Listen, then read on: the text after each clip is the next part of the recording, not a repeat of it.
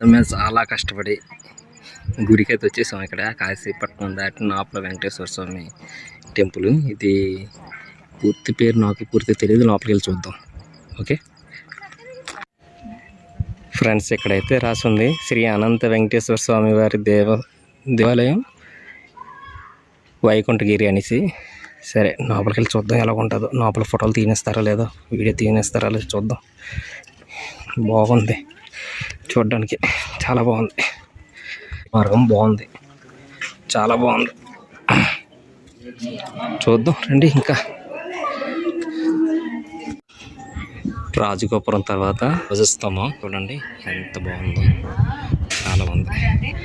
ధ్వజస్తంభం గుడి ముందు ఇలా ఉంది, గుడిలో ఎంట్రన్స్ ఇలా ఉంటుంది చూడండి, చాలా బాగుంది.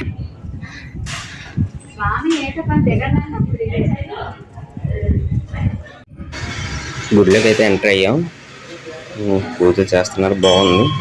లోపల గర్భగుడిలో కూడా రాణిస్తున్నారు. ఇక్కడ గుడి కూడా చాలా బాగుంది, కొత్తగా కట్టారు కదా, చాలా అందంగా ఉంది.